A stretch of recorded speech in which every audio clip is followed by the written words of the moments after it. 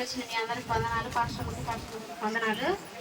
2 bullet పంట ఇస్తే చాలా వరకు నష్టపోయి అసలుకి చాలా బాకీలు అయిపోయినాయి. అసలుకి ఇంట్లో లేదు, బయటికి వెళ్తే అసలు చాలా మాటలు, చాలా అవమానంగా ఉంది మాకు నిరుడు అని ఎవరికి చెప్పుకోలేక తనలో తను ఏడ్చుకొని అసలు నేను ఉండను, నేను చనిపోతానని ఏడ్చుకున్నాడు. ఏడ్చుకుంటే ఏముండదు, ప్రార్థన చేసుకో అని చెప్పాను. పాస్టర్ అన్న ఇప్పుడు చెప్పడానికి కూడా తనకు మనసు రాలేదు. రాకుండా తనలో తను ఏడ్చుకొని ఒకరోజు వాళ్ళ అమ్మ దగ్గరికి వెళ్ళి నేను ఉండను, నేను చనిపోతాను అని ఏడ్చుకున్నాడు. ఏడ్చుకుంటే ఇక తనే ఏమనుకున్నాడో, ఈ సంవత్సరం పాస్టర్ అన్నయ్య వచ్చి మా చేలో మాకు కూడా చెప్పకుండా వెళ్ళి తనే చేను చుట్టూ తిరిగి మొత్తం వెళ్ళి 2-3 సార్లు మాకు చెప్పకుండానే వెళ్ళి చేను చుట్టూ తిరిగాడు. ఈ సంవత్సరం బాకీ అనేది మాకు లేకుండా చేశాడు అనమాట. బాకీ అనేది లేదు.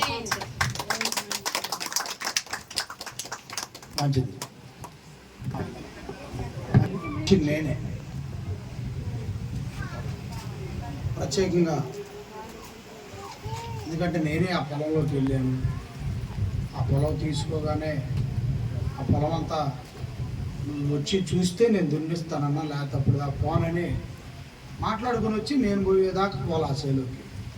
మీరు అనుకోవచ్చు అతను మారు మనసు లేదు కదా, పాపం జీవితంలో లోకపు జీవితంలో ఉన్నాడు కదా అనుకోవచ్చు. యేసుక్రీస్తు ప్రతి వ్యక్తిని ఇష్టపడేవాడు. ఆయన ఏ వ్యక్తిని కూడా నెట్టేసేవాడు కాదు. అది గుర్తుపెట్టుకోండి. ఇక్కడ కూర్చున్నాడు ఏ లోకంలో ఉన్నప్పటికీ కూడా విశ్వాసం కలిగి ఉంటే ఆ వ్యక్తిని ప్రభు ప్రేమిస్తాడు, అతనికి సహాయాన్ని అందిస్తాడు. మరి అతనున్న సిచ్యువేషన్ నాకు తెలుసు. ఆ టైంలో ఫలానా ఇలా తీసుకున్నా అంటే ఏ విత్తనం ఏది ఎలా వేస్తే బాగుంటుందని కూడా మేమిద్దరం మాట్లాడుకున్నాం.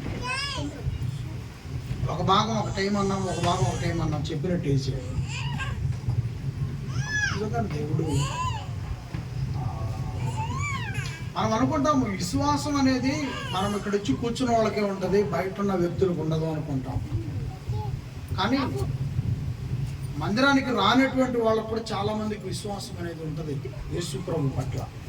కొన్ని పరిస్థితుల వల్ల వాళ్ళు ధైర్యం చేయలేకపోవచ్చు, మన ముందుకు రాలేకపోవచ్చు.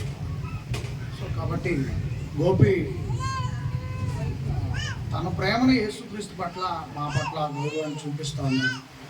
అలాగే మంచి జరిగింది. ఇక్కడ కూర్చున్న ఈ ప్రతి కుటుంబానికి మంచి జరగాలి. నేను అతనికి చెప్పాను, నేను వచ్చినంత మాత్రాన, ఈ పొలంలో నిలబడ్డంత మాత్రాన నీకేదో జరిగిపోద్దని కాదు. నువ్వు చేయాల్సింది యేసు ప్రభు తరపుని నీకు కూడా చెప్తున్నాను, అదే అదినమ్మడ పని చేయటం, వెనకాడకుండా పెట్టుబడి పెట్టడం. ప్రతి రైతు కూడా అదినమ్మడ పని చేయటం తెలియాలా,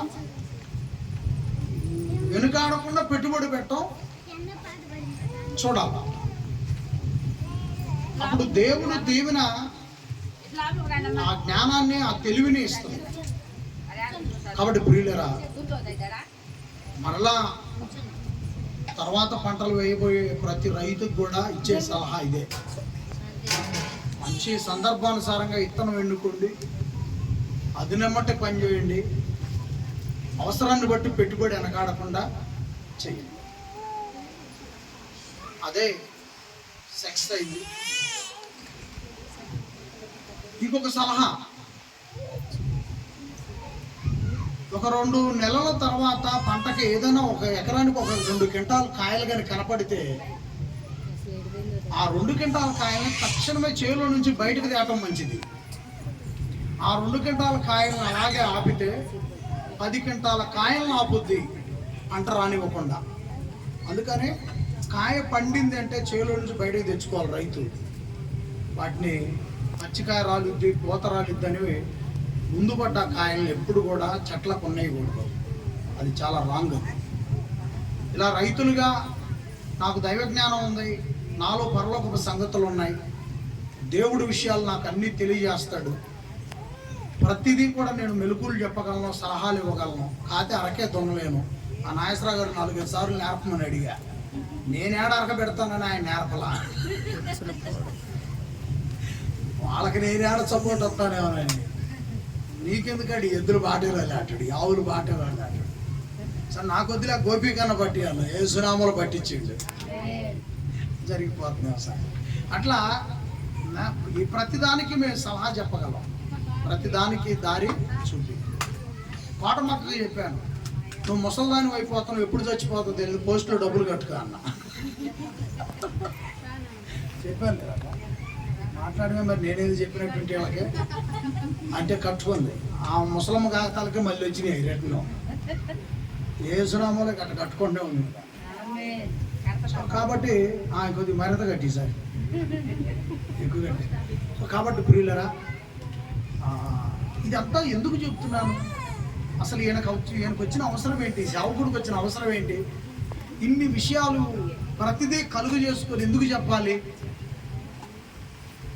ప్రతి దానిలోనికి ఎందుకు స్థానం కల్పించుకోవాలి. 133వ కీర్తన తీసుకోవాలి అందరూ. 133వ కీర్తన మొదటి అధ్యాయం. ఏ కుటుంబమునకైనా, సహోదరులకైనా, సహోదరిమణులకైనా ప్రతి సన్నివేశంలో, ప్రతి సందర్భంలో కలుగు చేసుకునే అవకాశం కల్పించాలా, కలుగు చేసుకోవాలా ఆ సందర్భానుసారం. కారణం ఏంటి, బైబిల్ ఏం చెప్తుంది, ఎవరు మొహం సాయిన వాళ్ళు ఉండొచ్చు కదా, అలా ఉండకుండా ఎందుకు ప్రతి విషయంలో కలిసి ఉండాలి, ప్రతి విషయంలో ఎందుకు కలవాలి, బైబిల్ చెప్పిందే మనం వినాలి. 133వ కీర్తన మొదటి వచనం, సహోదరులు ఐక్యత కలిగి నివసించుట ఎంత మేలు, ఎంత మనోహరం.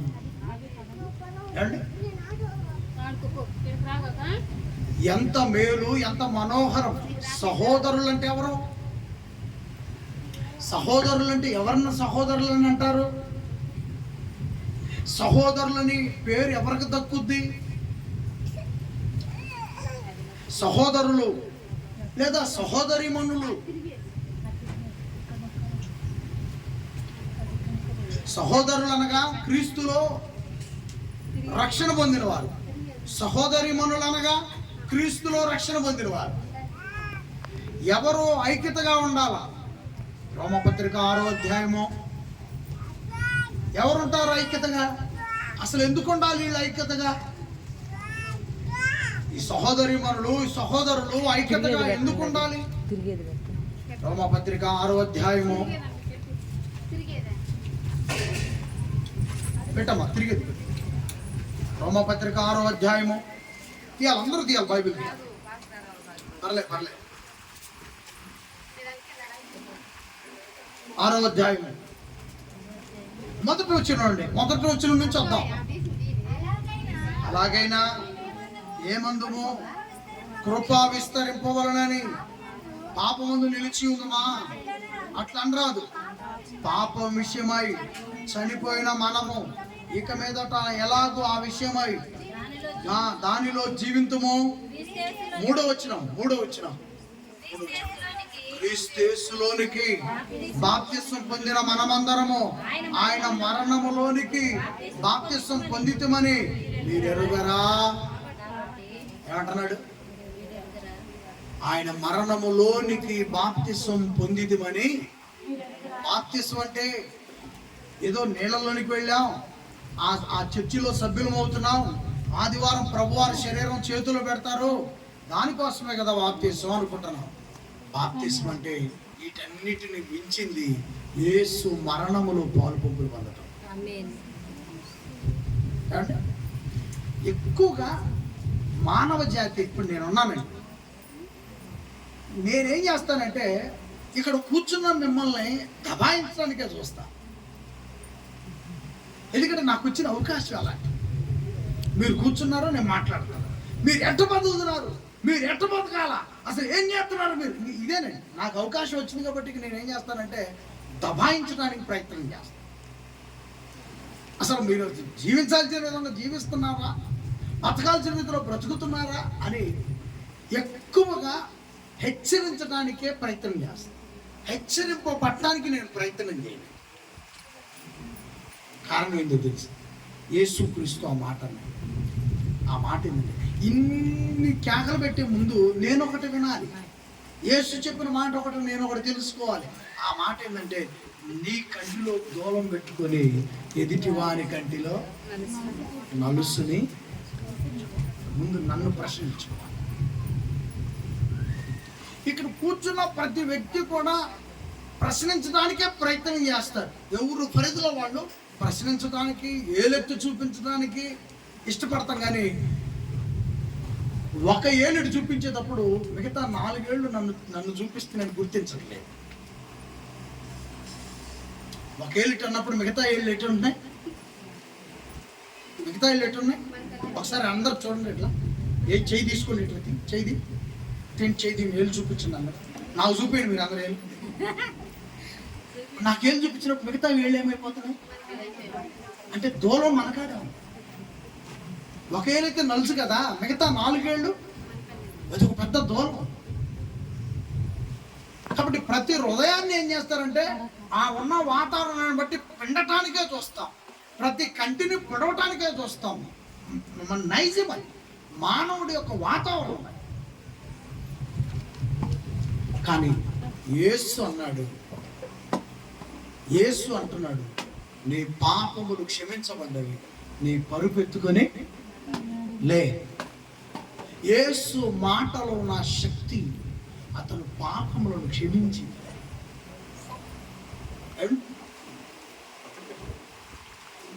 నలుగురు స్నేహితులు పైకప్పు విప్పి తను పచ్చవాయువు కలిగిన ఒక స్నేహితుడిని యేసు నా ఇంటిలోనికి దించినప్పుడు యేసు ఏమంటున్నాడు తెలుసా? ఆ నలుగురు యొక్క విశ్వాసాన్ని బట్టి నీ పాపములు క్షమించు. మంచంలో ఉన్నవాడి పాపములు పైన వారి విశ్వాసాన్ని బట్టి క్షమించబడ్డాయి. తప్పుతుంది ఎంత. కాబట్టి ప్రియులారా, యేసు యొక్క మరణములోనికి మనము బాప్తిసంలో వచ్చేస్తున్నాం. అదే ఆయన అంటున్నాడు. చూడండి, ఆ మాట చదవండి. 3వ వచనం, క్రీస్తు యేసులోనికి బాప్తిసం పొందిన మనమందరము ఆయన మరణములోనికి బాప్తిసం పొందితమని మీరు ఎరగరా? కాబట్టి మీరు ఎరగరా? కాబట్టి అదిరిపోతున్న హృదయాన్ని, అదిరిపోతున్న మనిషిని భుజం తట్టి మేమున్నాం, నువ్వు భయపడబాకు. మగవాడినైనా సరే, ఆడపిల్లనైనా సరే, మేమున్నాం. నువ్వు క్రీస్తులో కడగబడ్డావు.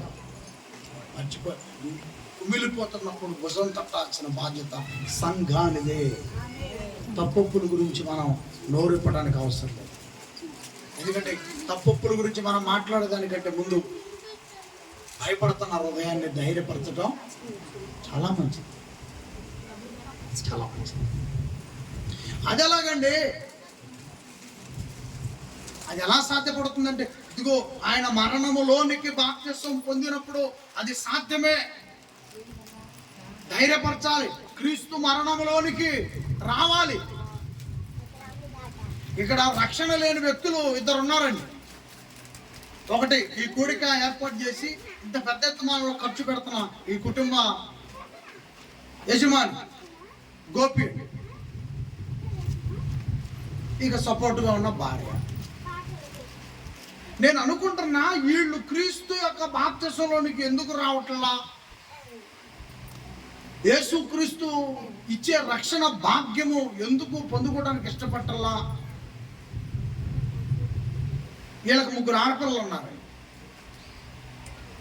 2 మగపిల్లలు, మొత్తం 5 ఆడపిల్లలు. అంటే వీడు బాప్తిసం పొందితే ఆ పిల్లల పెళ్ళిళ్ళకి ఏమన్నా ఆటంకాలు వస్తాయా?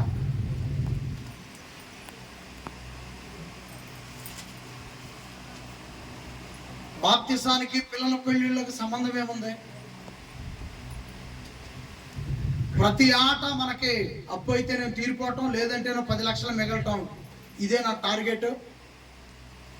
భూమి పండాలా, మన జేబులు నిండాలా? రైటే, ఓకే, దేవుడు ఇస్తానన్నాడు, ఆయన ఇస్తున్నాడు, రైటే. కానీ రక్షణ కూడా చాలా విలువైంది. యేసుక్రీస్తు యొక్క రక్షణ విలువైంది.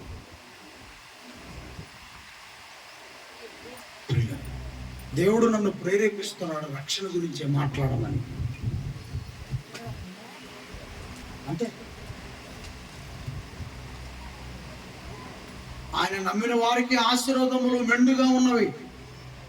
నమ్మారు కదా, హృదయంలో యేసుకు స్థానం కల్పించారు కదా.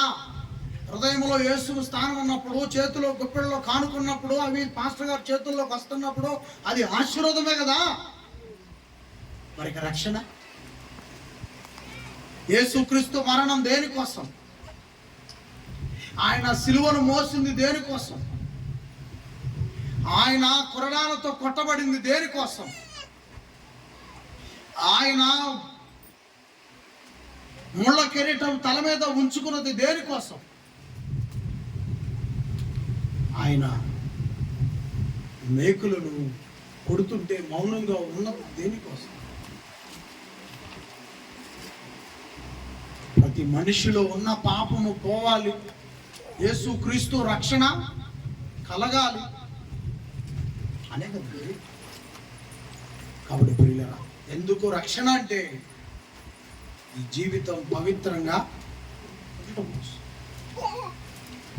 కాబట్టి రక్షణ లేని పిల్లలక, ఈ కుటుంబంలో ఉన్న వాళ్ళతో సైతం, ఇంకా ఇక్కడ కూర్చున్న వాళ్ళతో సైతం ఎవరైనా రక్షణ లేని వాళ్ళు ఉంటే ఈ ప్రసంగము మీ హృదయాలను కదిలిస్తే, ప్రియ దేవుని బిడ్డ, యేసుకు లోబడు. యేసు అంటే ఇష్టపడుతున్నావు కదా, అలాగే యేసుకు లోబట్టం కూడా ఉండాలి. అంతే కదా. పిల్లలంటే ఇష్టపడ్డప్పుడు పిల్లలు అడుగుతున్న దానికి, పిల్లలు అడుగుతున్నారు, రోడ్డు మీద పోతున్నా, ఐసును రోడ్డు మీద పోతున్నా, మరొకటో నానా నాకు అది కావాలి ఇది కావాలని అడుగుతున్నప్పుడు నువ్వు పిల్లలకు లోబడి జేబులో నుంచి ఏం చేస్తున్నావు? ఇష్టం ఉండబట్టి, హృదయంలో ఇష్టం ఉంది, వాళ్ళు అడుగుతున్న దానికి లోబడి 100 అయితే 500 అయితే పిల్లల కోసం ఖర్చు. అలాగే యేసు అంటే హృదయంలో ఇష్టం ఉంది, అయితే లోబడు బాప్తిసానికి, లోబడు రక్షణకి. ఈ పిల్లల పెళ్లిళ్లతో బాప్తిసానికి రక్షణకి సంబంధం లేదు.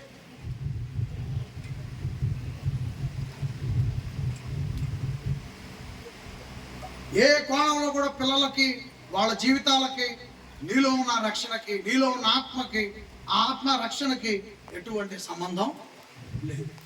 దానికి సంబంధం పెట్టుకుంటే నీ పిల్లల పెద్దోళ్ళు అయ్యాలకే ఈ తల్లి ఏమైంది?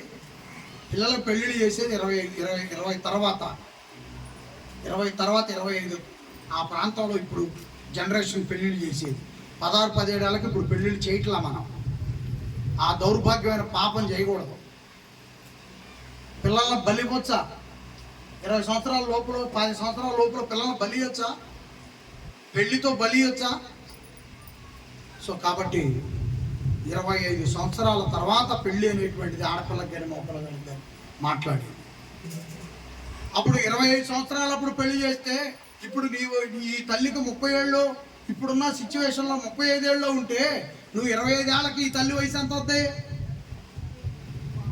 ఏ 50 ఏళ్ళు 55 ఏళ్ళు వస్తుంది. అప్పుడు లేదు, సుక్కడాలు చిట్టుడు చూడాలి ఇంకా, అంటే సగం ముసలమ్మ పూర్తిగా అయిపోతుంది. మరి అప్పుడెప్పుడు కళ్ళు కాని రాక నది ఎక్కడ ఉంది, ఇయ్య నా నీళ్ళు అంటవా? నేను వేరే నీళ్ళలో దిగు అంటవా? అంటే నువ్వు ముసలమ్మ అయిపోయినాక కానీ యేసు రక్షణకు లోపడతావా? ఒక చోట మనము ప్రయత్నం ప్రారంభించమంటే ఆ యుద్ధంలో గెలుపొందేంత వరకు కూడా గెలికి రక్షణ కోసం ఎవరు ఆపుతున్నారు? నీ భర్త ఆపుతున్నాడా? నీ తల్లి ఆపుతుందా? నీ తండ్రి ఆపుతున్నాడా రక్షణ పొందుకోలేకుండా? లేకపోతే ఎనకమారులు కూర్చున్న నీ అత్త గుంజుతుందా? ఆగు మేము పోయిందా ముందుకి అని ఆమె గుంజుతుందా? ఈ రోజు ఆ నిర్ణయం వెనక మారలో ఎవరు కుట్రదారులు ఉన్నారో బద్దలైపోవాలి ఈ వాక్యంతో. ఆ నిర్ణయం ముక్కలైపోవాలి మాటలతో. ఒకవేళ కాదు కూడదని, ఒకవేళ ఏదైనా యేసుకి ఈ మాటలకు వ్యతిరేకంగా నిలబడ్డావా, ఆ తర్వాత పరిణామాలకి నీవే జవాబుదారి.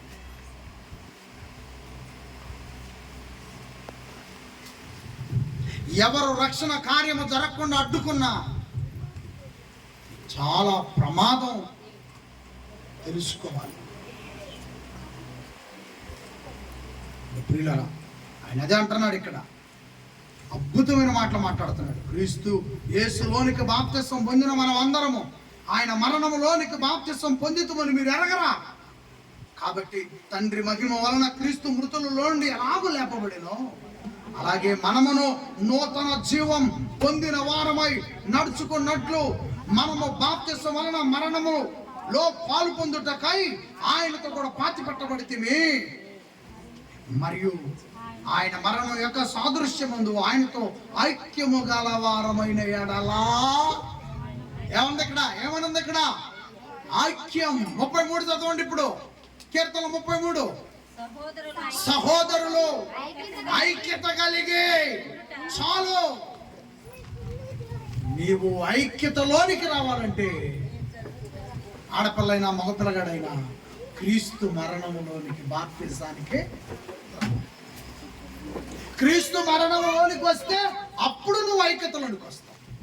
అప్పుడు క్రీస్తుతో ఐక్యతలో ఉంటావు, క్రీస్తు సహవాసిగా.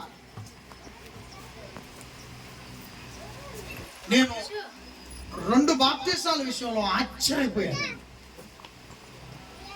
2 కాదు, 3 బాప్తిసాలు.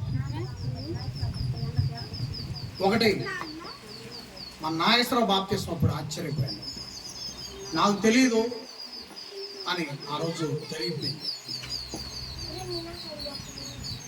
1, 2, 3 అట్లా 4 బాప్తిసాలు. ఆశ్చర్యం అంటే అనుకోకుండా ఆ రోజు జరిగినవి. ఆ రోజు నేను అనుకోకుండా జరిగినవి, నాకు తెలియకుండా జరిగినవి. పేరు చెప్పొచ్చో లేదు కానీ ఇక్కడే ఉంది ఒక తల్లి, కట్టు బట్టలతో మునిగింది, అట్టే ఆటోలో ఇంటికి వచ్చింది. చెప్పండి చెబుతుంది అమ్మాయి వెంకాయం గారు. కుమార్తెకు అల్లుడికి బాప్తిసానికి వచ్చింది. అంతే. అమ్మాయికేనా? అమ్మాయికి బాప్తిసానికి వచ్చింది. చచ్చిపోయినా పర్వాలేదు ఇప్పుడు ఈ నాకని. కరెక్ట్ కాదు అది. నువ్వు మంచి నిర్ణయం తీసుకోయేదో ఒక ఇంక పర్లేదు అయ్యా. నా జీవితం ఎప్పుడు నేను ముగిస్తానో నాకు తెలియట్లేదు, నాకు భయంగా ఉంది. అప్పుడు అల్లుడు సపోర్ట్ తీసుకుని అల్లుడు సంతకం పెట్టుకుని అల్లుడి చేత అప్పుడు తీసుకెళ్ళి నీళ్ళలో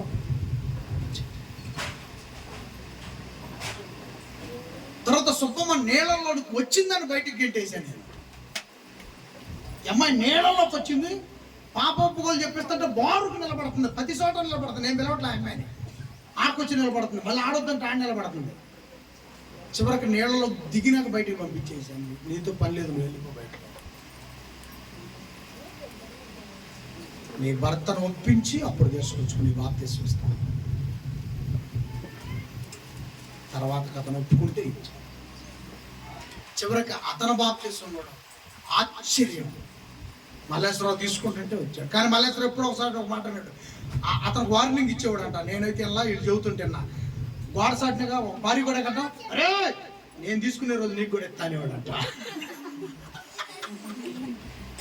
ప్రతిసారి బాప్తిసం రే నిశ్చయతవా అని ఇతను వాగేవాడంట. రే నీకు ఆ రోజు మూడింది అనేవాడంట ఇతను. అన్నట్టే నిజంగా వాళ్ళిద్దరు కలిపి ఆ రోజు. ఇంకా తర్వాత ఈ మధ్యకాలం నేను ఆశ్చర్యపోయిన బాప్తిసం ఏంటంటే మొన్న జనవరి వెంకయ్య గారు వచ్చి ఎదురుకు నిలబడి నేను బాప్తిసం అంటాడు.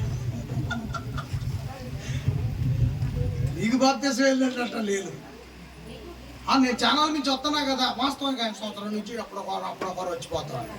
సంవత్సరం చూడకుండా నేను బాప్తిసం వేయను, రాట వస్తున్నాడు. నేను ఖచ్చితంగా తీసుకుంటాను. అప్పుడు కృపమ్మ గారికి పిలిచి చెప్పాను, వెంకయ్య గారు అట్లా తీసుకోకూడదు, ఇంటికి పోంటున్నాను. నేను ఏమేమో గోడకలు తిరిగి గొడ్డలు బాదుకుంటాను, ఇంటికి పంపిస్తానేమన్నా. ప్రియులరా మళ్ళీ వచ్చాడు. నేను నిజంగా తీసుకుంటున్నాను.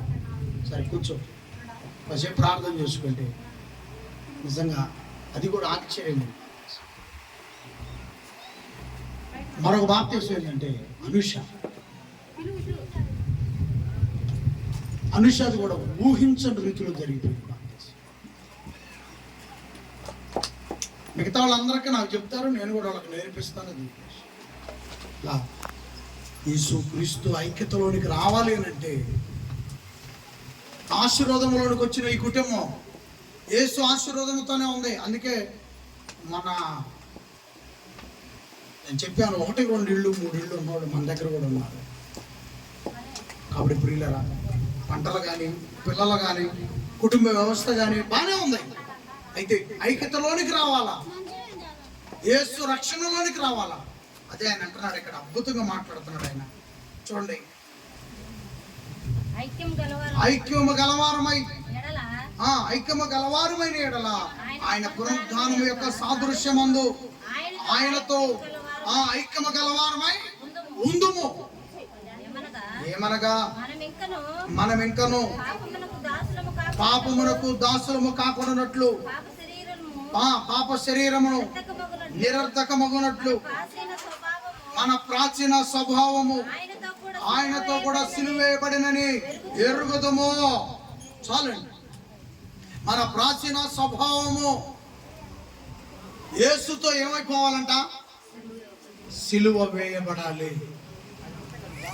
యేసుతో సిలువ వేయబడాల. ప్రాచీన స్వభావము ఏదైతే మన జీవితంలో ఉందో ఆ స్వభావాన్ని సిలువేసినప్పుడు, ప్రాచీన స్వభావాన్ని తొలగించుకున్నప్పుడు మనము యేసుతో ఐక్యము గలవారమై ఉంటాం. యేసుతో ఐక్యము గలవారమైనప్పుడు సహోదరులు ఐక్యత ఎంత మేలు, ఎంత మనోహరం.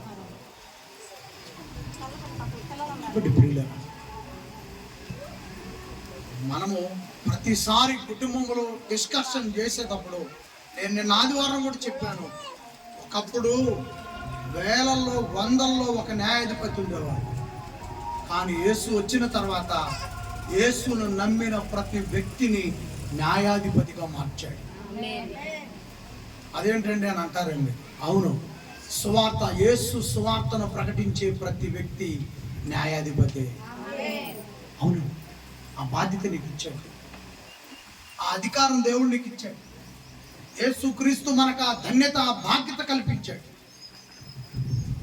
అలాంటప్పుడు కుటుంబంలో ఉన్న వ్యక్తులే రక్షణ పొందలేకపోతే నువ్వు ఎవరికి న్యాయాధిపతివికా?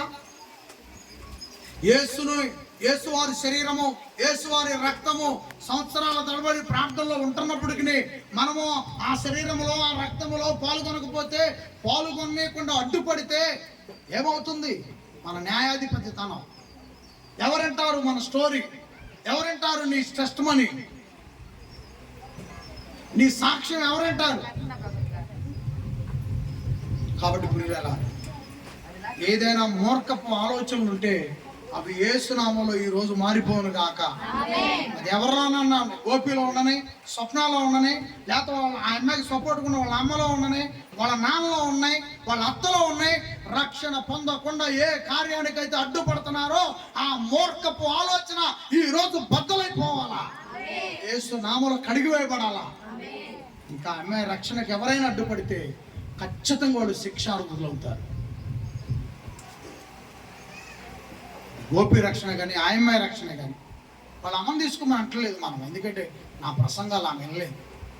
కొత్తగా వచ్చింది కోనూరు నుంచి, అక్కడ నువ్వే కదా ఆ అక్క తీసుకో రక్షణ ముందు ఐక్యతలోకి రా అంటున్నావా మనం. అది ఎవరో మనకు తెలియదు, ఏదో వచ్చింది కూర్చుంటుంది. నువ్వు ఐక్యతలోకి రా పిలిచి కావాలో వాళ్ళకే ఇస్తా. ఏందండి రక్షణ పొందితే మాకు లాభం? మన మొఖాలన్నీ లాభాల మొఖాలుగా కదా, అంతే కదా. యోహాను సువార్త 15వ అధ్యాయము, ఐక్యత వల్ల ఏమి లాభం నాలుగు స్వప్నం. యోహాను సువార్త 15వ అధ్యాయము. లాభాలు కోరేవాళ్ళం కదండి మనం. అందుకే దేవుడు మన బుద్ధిని బట్టి మనకి ఇస్తున్నాడు ఫలితం కూడా.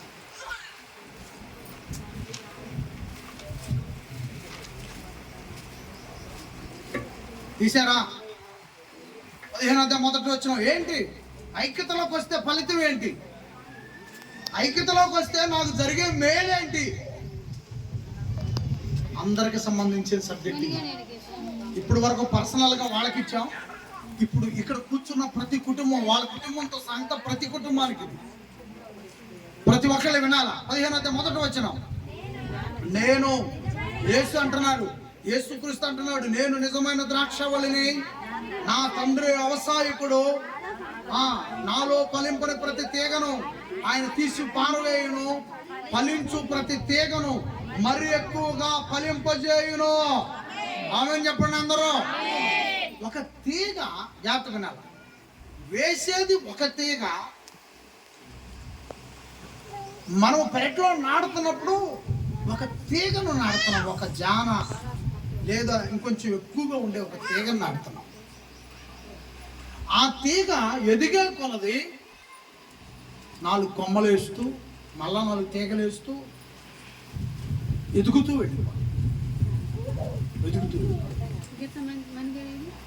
ఎదుగుతున్నప్పుడు దానిలో నుంచి అనేకమైన ఫలాలు, ఒక తీగ నుంచి ఒక ఫలం వేసింది ఒక తీగే కదా, కానీ ఎంత పందిరవుతుంది ద్రాక్ష. తాళసెరు వెళ్ళన్న కనపడతాయి. మన ఊళ్ళో పెద్దగా అట్లు పెంచే ఇంట్రెస్ట్ లేదు. తాళసెరువులో మనం ఏ ఇంటికి చూసినా కూడా ఒక ద్రాక్ష తీగ అల్లుకొని ఉంటాం. వాళ్ళు వేస్తున్న పెరట్లో ఒక జామ మొక్కే, కానీ అది ఎదిగి ఎన్ని గుత్తులుగా మారుతా ఉన్నాయి, ఎన్నో గుత్తులుగా మారుతాం. యేసు అనే ఆ గొప్ప నామములోనికి ఐక్యతగా వస్తే నీ జీవితం, నా జీవితం ఆశీర్వాదమయమైపోతుంది. ఆశీర్వాదం. యేసుక్రీస్తు అనేకమైన కాయలు ఉన్నాయి కదా ఈ భూమి మీద, దానిమ్మలని, యాపిల్ అని, అరటి పండ్లని, రకరకాల కాయలు ఉన్నాయి. కానీ యేసుక్రీస్తు వారు ఆ రోజు ద్రాక్ష రసమే పట్టుకున్నాడు. ఇది ఈ ద్రాక్ష రసం నా రక్తం అన్నాడు. ఈ ద్రాక్ష రసం నా రక్తం, నా రక్తమునకు గుర్తుగా మీరు తీసుకోండి. ఎందుకని? యేసుక్రీస్తు అన్నాడు, నేను ద్రాక్షావళిని. ద్రాక్షతో పోల్చుకున్నాడు. నేను ద్రాక్షావళిని. మరియమ్మ గారు, చాలా మంది చుట్టాలంతా ఒకరోజు పెళ్లి కార్యక్రమానికి, అందరు వినాలి జాగ్రత్తగా. ఆ పెళ్లింటి వాళ్ళు మరియమ్మ గారికి బాగా బంధువులు, దగ్గర వాళ్ళు. అప్పుడు మరి యేసు ప్రభువును కూడా ఆహ్వానించాలి కదా. ప్రభు కూడా వెళ్ళాడు, లేటుగా వెళ్ళాడు. ఇప్పుడు చుట్టాలు వస్తే సాధారణంగా మనమేమో థమ్సప్ ఇస్తున్నాం, కానీ అప్పట్లో ద్రాక్షారసం ఇచ్చేవాడు. అందరికి ఇచ్చారు ద్రాక్షారసం. ఇంకా చుట్టాలు వస్తూ ఉన్నారు. మధ్యలో ఆ పెళ్లింటి వాళ్ళు సిద్ధపరిచిన ద్రాక్షారసం వరకు అయిపోయింది.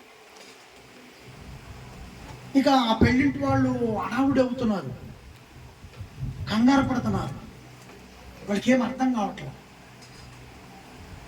ఈ లోపల ఆ వార్త, మరియమ్మ గారు ఆ పెళ్లింటి వాళ్ళకి బాగా దగ్గర బంధువు కదా, దగ్గరుండి అన్ని చూసుకుంటుంది ఆమె పెద్దరికంగా. మరియమ్మ గారికి తెలిసింది. ఈరోజు మనకు ఒక ఆటను తెంచి భోజనం అవుతుంది ఇప్పుడు మనకి ఇక్కడ పక్కన. ఇంతకుముందు అలాగే జరిగినాయి, ఇంకా అలాగే జరుగుతూ ఉండును కాక. సహజం కదా మనకి. అదే సాంప్రదాయంగా వాళ్ళకి ద్రాక్షరసం ఇవ్వటం చాలా సాంప్రదాయంగా మరి. భోజనం అంతా ఇచ్చినా కూడా ద్రాక్షరసం ఇవ్వకపోతే వాళ్ళు ఒక గిల్టీగా ఫీల్ అయ్యేవాళ్ళు. ఈ రోజుల్లో కూడా చూడండి, మంచి భోజనం ఇచ్చి ఒక థమ్సప్ డబ్బా పెట్టి ఆ పక్కన మాకు మాకు ఇచ్చి, ఏదో ఈ పిల్లలు ఒక ఇద్దరు కనిపెట్టి వాళ్ళకి ఇస్తే, ఎక్కడైనా మా ఫాదర్ అయినా అంటే అంటే అందుకే నాకు తలిపేస్తున్నారు. థమ్సప్ తలిపేస్తున్నారు. ఏట మాసం బయట పెట్టారు, థమ్సప్ కానీ తలిపేస్తున్నారు. పరిస్థితి అంటే మారిపోయింది. ఆ సిచ్యువేషన్ తయారు. కానీ ఆ రోజుల్లో అన్నం బయట నుంచి ద్రాక్షరసం ఫస్ట్ రాంగ్ వచ్చింది. ఒక గౌరవప్రదమైన విషయంగా మారిపోయింది ఆ రోజు. చుట్టాలు వస్తూ ఉన్నారు, వాళ్ళు సిద్ధపరిచిన ద్రాక్షరసం అయిపోయింది. ఈ మరియమ్మ గారు ఆ కుటుంబంలో పెళ్లి వాళ్ళందరూ వాళ్ళ పొరుగు పోయేటట్టుందని కంగారు పడుతుంటే, ఈలోగా యేసుక్రీస్తు వారు తన సైన్యాన్ని వేసుకొని వచ్చాడు. యేసుప్రభు వచ్చాడు. యేసుప్రభు ఏదైనా చేయగలడని వాళ్ళ అమ్మకు తెలుసు, మరియమ్మ గారికి తెలుసు. ఏదైనా ఆయనకి సాధ్యమేనని. లేకుంటే అప్పుడు పెళ్ళింటికి వస్తుంటే, అయ్యా ఎంచేపు ఆడికెళ్ళారు, మరి కాళ్ళు కడుక్కొని అన్నం తిన్నా లోపల తెస్తుంటాం వాళ్ళ మరియమ్మ గారు. ఎప్పుడు ఏడాడో స్వార్థ చెప్పి వస్తున్నాడు, తండ్రి గురించి మాట్లాడి వస్తున్నాడు ప్రభు. అప్పుడు ఏం చేయాలి తల్లి? అయ్యా ఆయన చేపున్నావు, నువ్వంటే ఉండగలుగుతావు, మరి నీ అమ్మడి తిరిగి వాళ్ళు ఏడుంటారు పాపం, పండి లోపల పండి తినండి అయ్యా నాన్న. కానీ ఏమేం చేసిందో తెలుసా? యేసుకు ఎదురుగా సాధ్యంగా అన్నం తినమని అడగాలి, లేదా ఇంచేపు ఆడికి వెళ్ళారన్నా అడగాలి కదా. తల్లి ఆకలి చూస్తుందా? ఇంకా రెండోది ఎందుకులే, కడుపులో మండుద్ది మీకు. నేను ఎడపోగొట్టుకునేది మిమ్మల్ని నేను ఎడపోగొట్టుకునేది. మళ్ళీ ఆదివారం కనపడతారు లేదు లేలిపోయింది అక్కడ కాగుతా. ఇప్పుడు బరిమేర వెళ్ళాలి కదా, వెళ్ళి ఆయన కొడుకు పొట్ట చూసుకోవాలి. కానీ వెంటనే అక్కడున్న సిచ్యువేషన్ ముందు పెట్టి, అయ్యా ఆనవాతిగా ద్రాక్షరసం ఇవ్వాలి, మన బంధువులు వెళ్ళేది, వాళ్ళ పరువు పోతుందని వాళ్ళు చాలా బాధపడుతున్నారయ్యా, కాబట్టి నువ్వేదో ఒకటి ఆలోచించు. అక్కడ సరేనమ్మా, ఖచ్చితంగా నేను ఆలోచిస్తానులే, నువ్వు వెళ్ళు, వాళ్ళకంత ధైర్యపరచండి. అప్పుడు ఆమె వెళతా అక్కడ పని వాళ్ళు ఉంటే వాళ్ళకి చెప్పింది, నా కుమారుడు ఏదైతే మీకు చెప్తాడో ఆ పని ఆయన చెప్పగానే చేయి. అంటే ఏంటి అసలు ఆమె నిర్ణయం ఏంటి? ఆమె లోపల ఉన్న పవర్ ఏంటి?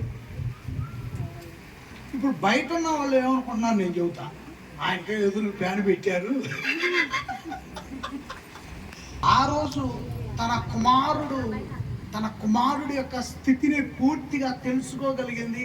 తన కుమారుడు గురించి పూర్తి వివరణ తెలియపరచబడింది, దేవుడి ద్వారా తెలియపరచబడింది మరియమ్మ గారికి. తన కుమారుడు పట్ల అపారమైన విశ్వాసం మనందరికంటే ముందు కలిగింది మరియమ్మ గారికి. కొట్టండి, చప్పలు కొట్టండి తల్లికి, పెద్దగా చప్పలు కొట్టాలా.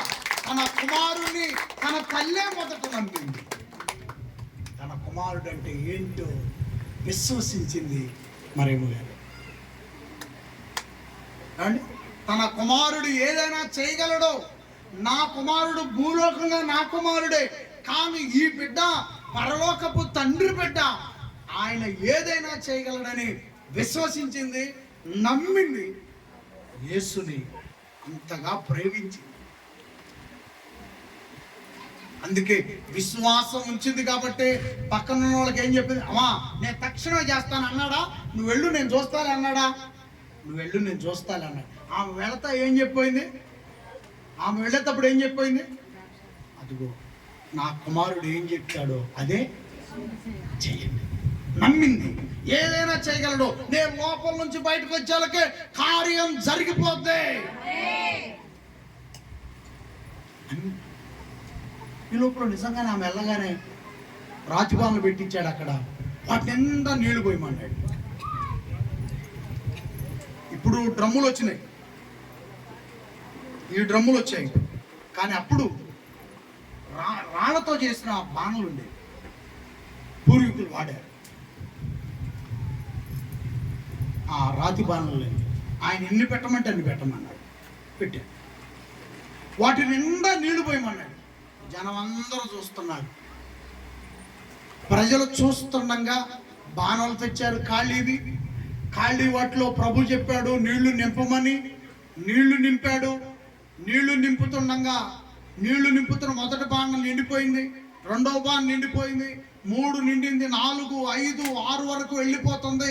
ప్రియులరా, వాళ్ళు నీళ్లు పోసి ఇక తర్వాత ఏం చేయమంటావయ్యా అని వాళ్ళు చూస్తుండగా యేసు చెప్పాడు, అవి తీసుకొని వెళ్ళి ప్రజలకు పోయండి. అవి తీసుకొని పోయి ప్రజలకు పోయమనేసరికి ఆ నీళ్లు వీళ్ళు వెళ్ళి ముంచుతున్నప్పుడు ద్రాక్షారసం అయిపోయింది, ద్రాక్షారసంగా మారిపోయింది. నీళ్లను ద్రాక్షారసంగా మార్చిన గొప్ప దేవుడు యేసు.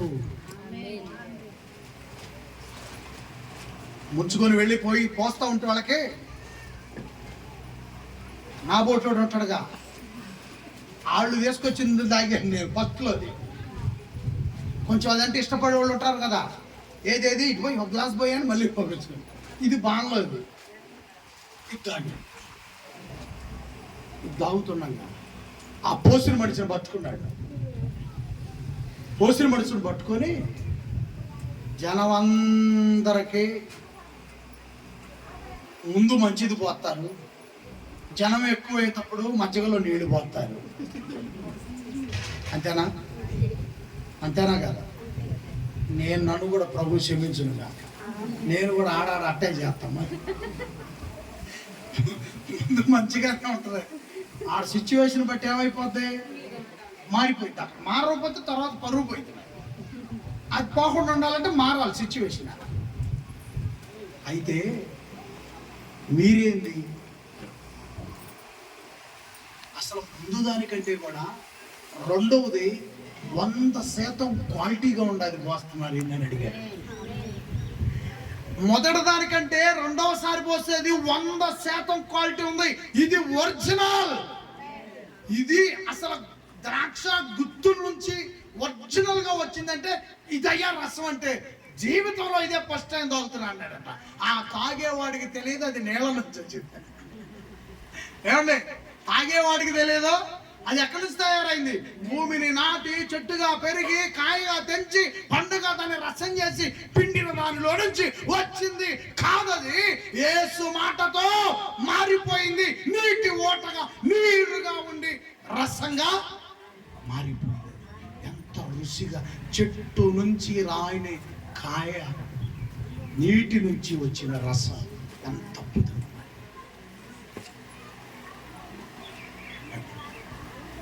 అందుకే యేసు ఆశీర్వాదానికి ఆధారం. యేసు క్రీస్తు ఆశీర్వాదానికి ఆధారం. ఆశీర్వాదానికి ఆధారం. నీటి నుంచి ద్రాక్షారసాన్ని తీయగలిగిన గొప్ప దేవుడు. ఆ ప్రభు రక్షణ పొందుకోకుండా ఉండటం నిర్లక్ష్యమా కాదా అని నేను ప్రశ్నిస్తున్నా. ఇక్కడ రక్షణ లేని వాళ్ళందరినీ, ప్రభు అయిన యేసు వారి రక్షణ లేని ప్రతి వ్యక్తిని నేను ప్రశ్నిస్తున్నా. ఈ కుటుంబం ద్వారా ఇంత మంచి కూడిక ఏర్పాటు చేసిన వారికి ప్రత్యేకంగా థ్యాంక్స్ తెలియజేస్తా ఉన్నాను. నేను వాళ్ళకి థ్యాంక్స్ తెలియజేస్తూ రక్షణ లేని వారిని నేను ప్రశ్నిస్తున్నా. నీటినే ద్రాక్షరసంగా మార్చిన దేవుడిచ్చే ఉచితమైన రక్షణ పొందుకోకుండా ఉండటం నీకు ఎంతవరకు న్యాయం అని అడుగుతున్నాను నేను. నీటిని ద్రాక్షరసంగా మార్చి అద్భుతాన్ని సృష్టించినటువంటి ఆ దేవుడిచ్చే ఆ గొప్ప ధన్యతను పొందుకోకుండా ఉంటాం న్యాయమా అని అడుగుతున్నా. గోపి ఒకరోజు ఫస్ట్ టైం ప్రార్థన చేయడానికి తీసుకెళ్ళాడు. ఇక్కడే పొలం కూడా రాన్న ప్రార్థన చేయాలన్న. సరే పద వస్తాను నేను, అలాంటి టయానికి వస్తాను నేను అన్న. వెళ్ళండి ప్రార్థన చేయన్నాను. దగ్గరికి మా కంట తండ్రి స్తోత్రములు తెలుసుగా జనరల్గా నేను చేస్తా ఉన్నాను. జేబులోంచి కానుక తీసాడు. అసలు అతనికి అంత ప్రేమ ఉందని నాకు తెలియదు. మరి ఏం చెప్పిందో లేదో ఏం ఇస్తే ఇచ్చాడు అంత మనకు తెలియదు కదా. మరి రక్షణ లేని పిల్లలు వాళ్ళకి తెలియదు. అతను ఒక్కనే పంపించారు, ఎందుకంటే ఇస్తే ఇచ్చాడు లేకపోతే ఇళ్ళు మామూలు కాదు. అయితే ఇచ్చాడు లేకపోతే మనకెందుకు, కానీ ఇళ్ళు రాలే ఎవరు.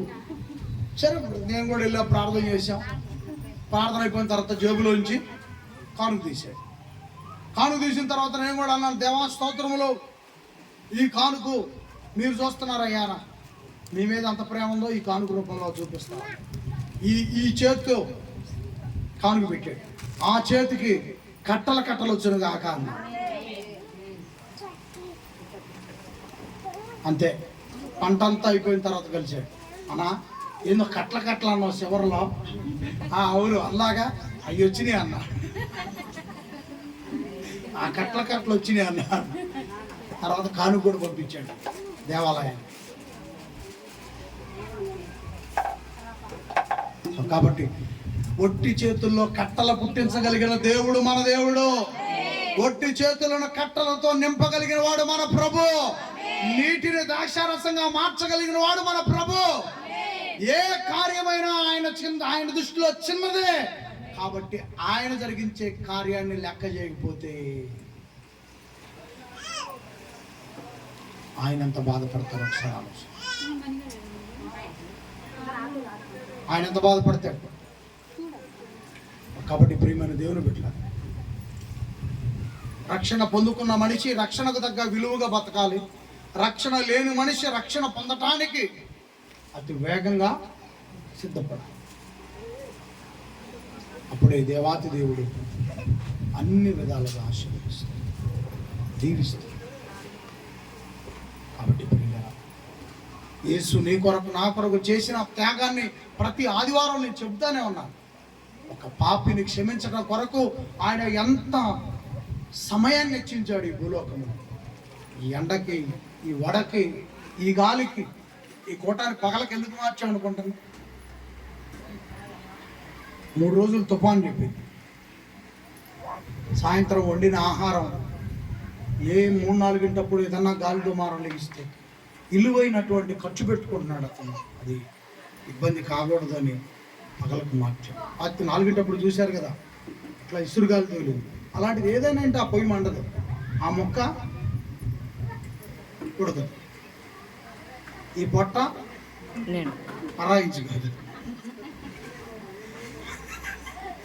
కాబట్టి అక్కడ ఉడకాల, ఇక్కడ మాట్లాడరా, అక్కడ ఉడికితే ఇక్కడ ఏమైంది. అందుకే ఈ కోట ఇప్పుడు మార్చింది మీ ఆరోగ్యం కోసమే. ఖర్చు అయినా వేసి ఖర్చు పెట్టడానికి ఇష్టపడుతున్నాం. ఎంత కానుకైనా దేవునికి ఇవ్వటానికి ఇష్టపడుతున్నప్పుడు ఆయన ఇచ్చే ఉచితమైన రక్షణ ఎంత విలువ.